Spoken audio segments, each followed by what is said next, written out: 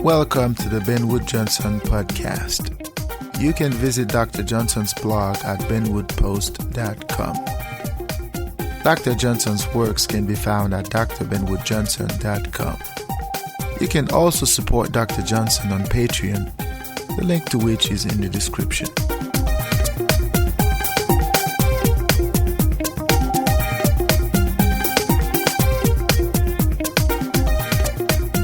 Hey, welcome everybody. Welcome back to the Ben Wood Johnson podcast.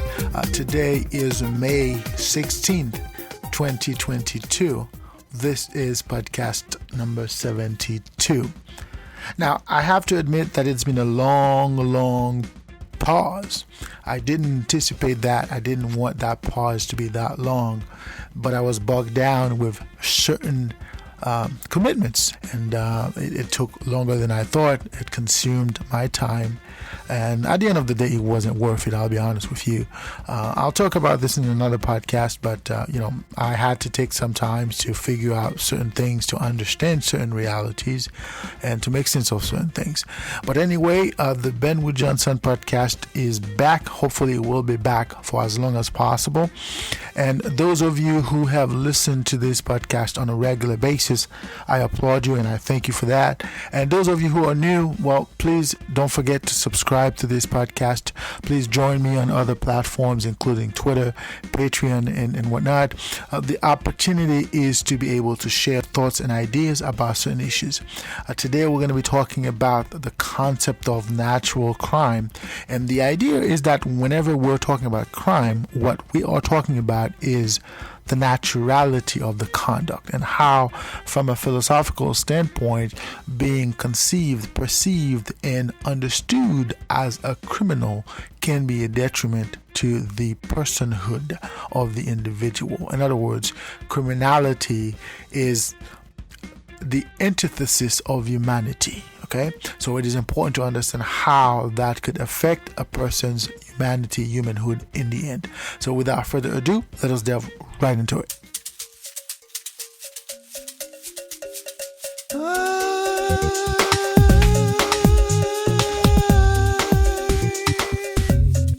Let us say that you are a young man in your teen years, and you live in a community where there's a lot of chaos. And by that I mean you live in a community where the environment is conducive to people engaging in a conduct which could be construed as criminal. Let us say that you live downtown or near it. In this area, there's not a lot of police presence, and the members of the community have sort of left to fend for themselves. And certain individuals within that community have taken over the community, and they have sort of created an atmosphere of disorder. They have created an atmosphere of lawlessness. And you, as a young man living in that community, having to defend yourself from sort of certain elements of that community, you have engaged, or at least you have faced a situation where you felt the need to engage in a conduct which could be construed as criminal. Then the question becomes, could we consider you a delinquent? Could we say that you are a criminal? Well, let's go back to the concept of criminality. What is criminality in its most intrinsic sense? What is a crime in the most fundamental sense? In previous podcasts, I have talked about crime to the extent that it is defined from certain perspectives, to the extent that it is understood from particular lenses, from particular prisms. I have talked about crime in terms of its natural underpinnings, But the question remains the same. That is, what is crime to the extent that the individual is likely to engage in it? Is crime an individual flaw, or is crime a collective flaw? In other words, what breeds crime? What breeds criminality? Is the individual likely to engage in the criminal conduct by himself, or should there be stimuli within the environment which would sort of induce the individual to engage in a certain conduct? In other words, is criminality the product of the collective society, or is criminality the product of the individual inherent malice? Now, these are interesting questions which I'm not sure that I could answer in little monologue we're having here. Nonetheless, it is fundamental that we understand the nature of crime. Criminality, in its most fundamental sense, is not an individual thing.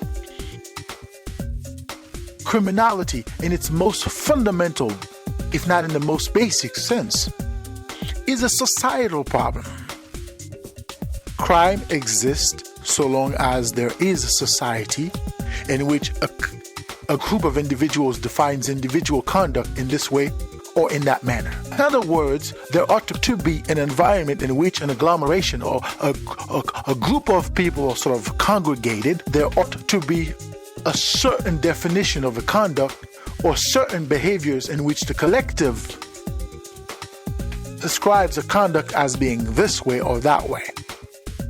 So the criminality in and of itself has to be construed at the collective level before it can become an individual thing. And by that understanding, criminality is not an individual problem, an individual inherency. It is a collective inherency. It is part of the collective. So long as society exists, there will be crime because there are certain conduct that are natural at their core, but those conducts will not be allowed in a society. For example, if we're talking about theft, no society tolerates theft in any way, shape, or form. It is always unacceptable to take other people's property. Okay?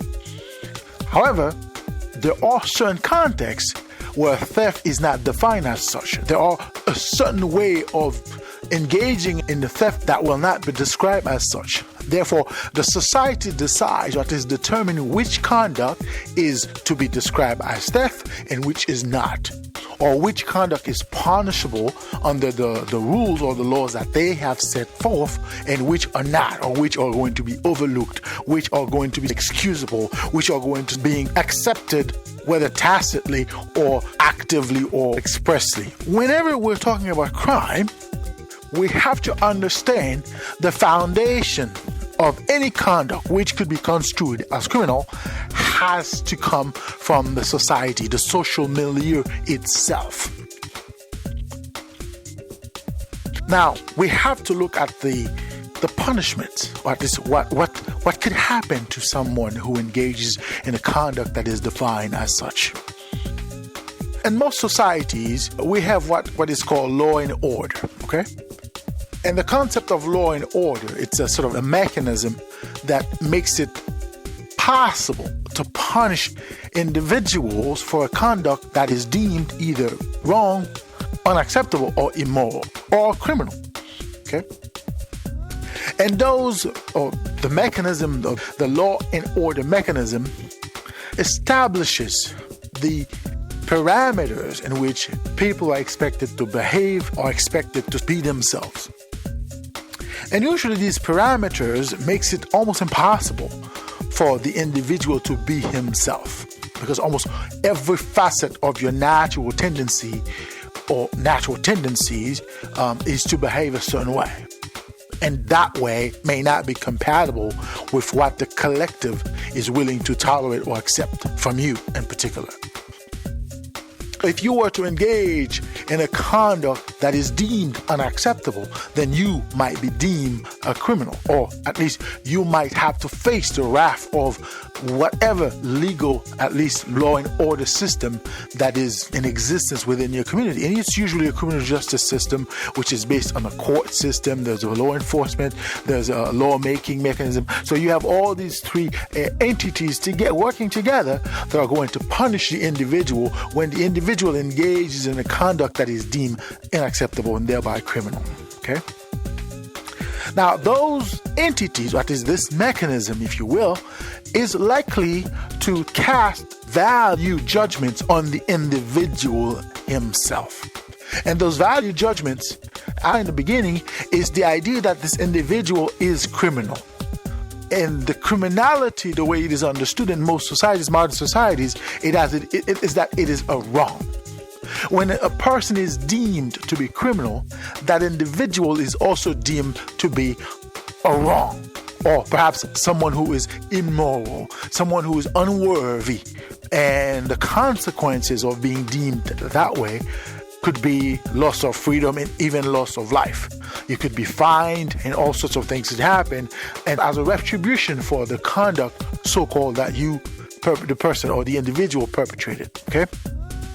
So in doing so, the individual becomes intertwined with the conduct which is described or designed or construed to be wrong. So criminality becomes a substitute for humanity. At least it becomes a justification for the loss of humanity. If a person is described, designed, or found to be a criminal, the perception is, the understanding is that that individual no longer deserves to be seen and treated as a human being. Therefore, all the amenities that come with being a human being dissipate at that point, and the individual becomes known as a criminal. It's a substitute for the humanity of the person, and being known as a criminal justifies certain treatments in which the individual is going to be subjected in the society in which he evolves. And those treatments are going to design to undermine not only the humanity of the individual, but also the individual in his most intrinsic self. So the individual is going to become this thing, this entity, short from being a human being, that is designed or described to be a certain way. If you are deemed to be a criminal, you have automatically lost every right that you somehow had earned over the years in the society. Of course, most societies talks about inalienable rights. It's complete nonsense, because if we're going to talk about inalienable rights, there are certain rights that should never be relinquished under any circumstance, whether you committed a crime or not. Yet, but those societies also consider certain conduct as a rational or as a justification for dehumanize another person. Okay? So once you have been deemed a criminal, you have also been deemed a non-human. At least you have been retrograded to something other than a person. You have lost your right to exist, your right to freedom, your right to sort of be yourself. And that dichotomy over time, at least that reality over time, have become the sort of the template for this defining humanity, and it usually applies to the individual, although it does apply sometimes to communities. So you have understanding that a certain community is entire, the whole community is rotten, to the extent that we have to get rid of that community, or the people of that community, they're criminals, they're thugs, they're whatnot. Okay, and it also applies to countries, right? So you have certain individuals who have sort of tagged a particular country as being the sort of renegade breed of individuals that have, like, the community as a whole is worthless, to the extent that we have to sort of show them, teach them democracy, teach them civility, teach them how to be human beings. But it is all based on the rationale that crime in and of itself is inherent in the person, and therefore anybody who thereby commits a crime is also a person who doesn't deserve to be seen or considered a human being. He's a savage, to put it this way. And the foundation has sort of caused enormous harms to humanity. And as I alluded in the beginning, it undermines the person, because the idea that human beings can be inherently bad persons, it undermines the humanity of the individual. It bestializes the person. It turns him into a beast, a savage being that is sort of not worthy of anything but whatever other beings decide that he's worth. So it undermines the humanity of the person. Okay. So the foundation of that understanding, to say it again, is on this misconstrued notions that the individual is immoral. There's something in the individual that is wrong, that is not right. But crime should not be understood that way. The individual should never be understood in this regard, because the individual is not innately, intrinsically wrong. The individual is not innately or intrinsically bad.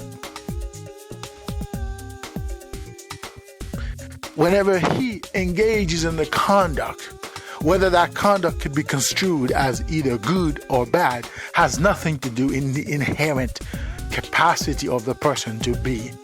Once a person is a person, in other words, once you are born as a human being, your naturality will always supersede whatever society expects from you. And you will compete with your naturality.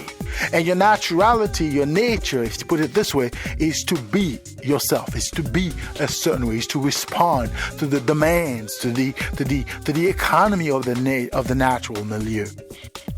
You as a person could not be other than what your nature made you. Nature does not create bad individuals, because nature does not know such a thing. There is no such a thing in the natural. Criminality does not exist in the natural. Everybody was born to be. Everything that exists in nature was designed to be the way that it is.